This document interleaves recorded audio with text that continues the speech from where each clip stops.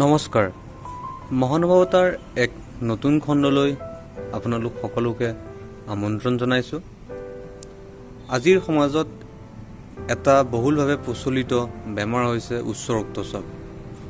ই এক চিন্তনীয় কাৰণ হৈ পৰিছে আমাৰ সমাজৰ কাৰণে। সেয়েহে আজিৰ এই ভিডিঅ'টিৰ যোগেদি উচ্চ ৰক্তচাপ কেনেকৈনো ঘৰতে দমাই ৰাখিব পাৰি তাকে থুলমূলকৈ আলোচনা কৰিম বুলি ভাবিছোঁ। যদি আপোনাৰ শৰীৰৰ ওজন প্ৰয়োজনতকৈ বেছি তেনেহ'লে কিছু পৰিমাণে সেই ওজন কমাই ৰাখিব পাৰিলে আপুনি ৰক্তচাপো কমাই ৰাখিব পাৰিব। আহাৰ নিয়ন্ত্ৰণ আৰু ব্যায়ামৰ যোগেদি শৰীৰৰ ওজন কমাই ৰাখিব পাৰিলে কোনো ধৰণৰ ঔষধ আদি নোখোৱাকৈ উচ্চ ৰক্তচাপ নিয়ন্ত্ৰণ কৰি ৰাখিব পাৰিব। ৰাতিপুৱা খালী পেটত ৪-৫ ফুটা নহৰু বাকলিৰে সৈতে গিলি খাব। ক্ষুদ্ৰান্তত নহৰুৰ তেল শোষণ হয় আৰু নহৰুৰ তেলে কলেষ্ট্ৰল কমাই ৰক্তচাপ নিয়ন্ত্ৰণ কৰি ৰাখে।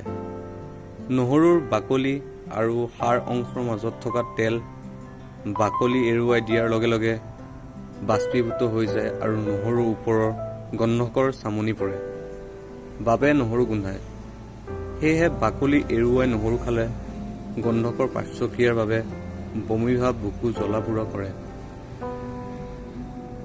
প্ৰতিদিনে ২-৪টা কল খাব।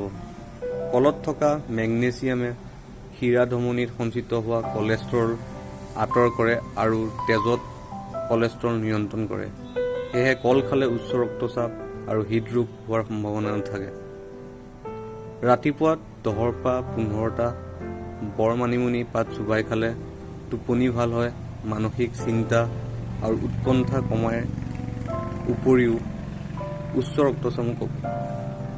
মানিমুনিয়ে স্মৃতিশক্তি বঢ়ায় আৰু পেটৰ গেছ উপশম কৰে। অৰ্জুনৰ বাকলি ১ কেজি ৪ লিটাৰ পানীত সিজাব।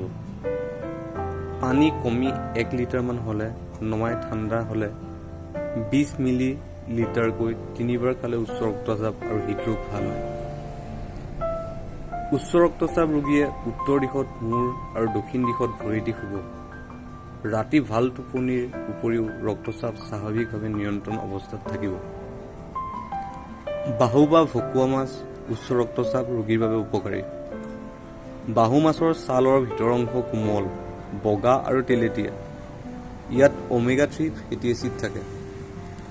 ওমেগা-৩ ফেটি এচিড তেজত থকা অতিৰিক্ত কলেষ্ট্ৰল কমায়। সেয়েহে ছালসহ বাহু মাছ খালে উচ্চ ৰক্তচাপ হোৱাৰ সম্ভাৱনা নাথাকে। এনেদৰে ২-৩বাৰৰ পৰিৱৰ্তে ৫-৬বাৰ আহাৰ কম পৰিমাণে খাব। পাৰিলে সপ্তাহত এদিন উপবাস কৰিব। এজন ধীৰ স্থিৰ, হাঁহিমুখীয়া বা ধেমেলীয়া ব্যক্তিও ভুগিব পাৰে উচ্চ ৰক্তচাপত। মানসিক চাপ বা উদ্বেগ আদিয়ে উচ্চ ৰক্তচাপ বৃদ্ধি কৰে।